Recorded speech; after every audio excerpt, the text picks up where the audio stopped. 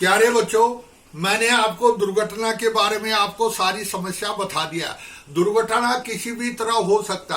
अगर army, air force, aircraft में अगर आग लगी होती है तो वो भी मैंने आपको समझाया, वो सबसे बड़ा खतरनाक होता। और हवाई जहाज जब दुर्घटना होती है तो उसमें किसी को बचाने की संभावना बहुत कम होती है, ना के बराबर है। तो लेकिन प्यारे बच्चों, दुर्घटना खत्म होने के बाद हमारी कार्रवाई क्या होती है, या हम ऐसे दुर्घटनाओं में जाते हैं तो हमारे फायर फाइटर कैसे होना। Quality of good fire fighter.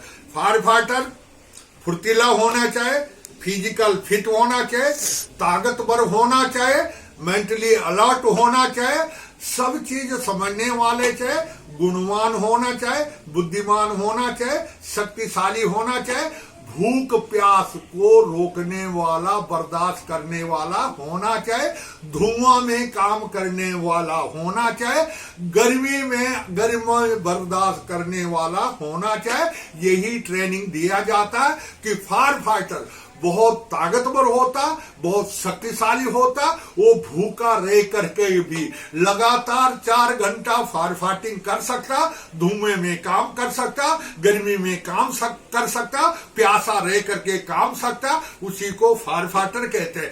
दूसरी अच्छाई क्या है, फायर फाइटर को हरेक भी जितने भी वैज्ञानिक कोई भी उपकरण बनाते हैं, कोई भी बिल्डिंग बनाते हैं, कोई भी आधुनिक सामान बनाते हैं, तो फायर फाइटर के उस सामान के बारे में मैं जानकारी होनी चाहिए कि ये सामान में अगर कोई दुर्घटना हो गई तो इसको हैंडल कैसे करना, कैसे होता, क्या होता।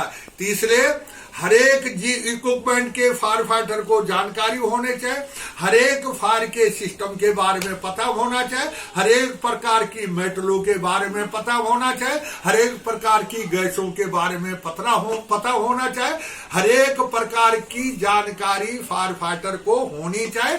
तभी फायर फाइटर फायर फाइटिंग का काम या रेस्क्यू का काम कर सकता है।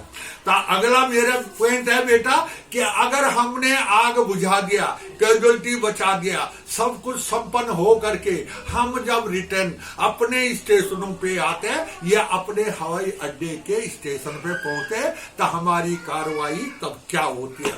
तो प्यारे बच्चों, जितने भी उपकरण हमने इस्तेमाल करे उनको अच्छी तरह से साफ सफाई करना, उनको टेस्ट करके चेक करके वापस रखना, अपनी गाड़ियों को अच्छी तरह से धोना, तेल पानी चेक करना, तेल पानी चेक करके तेल पानी का इंतजाम करना, जो सामान हमारा गुम हो गया उसकी रिपोर्ट देना, जो सामान खराब हो गया उसके जगह पे नया सामान को रखवाना, और गाड़ियों में जो भी इक्विपमेंट रखा जाता है सभी इक्विपमेंट को सब टेस्ट करके चेक करके रखना चाहिए और अगली कॉल के लिए तैयार होना चाहिए।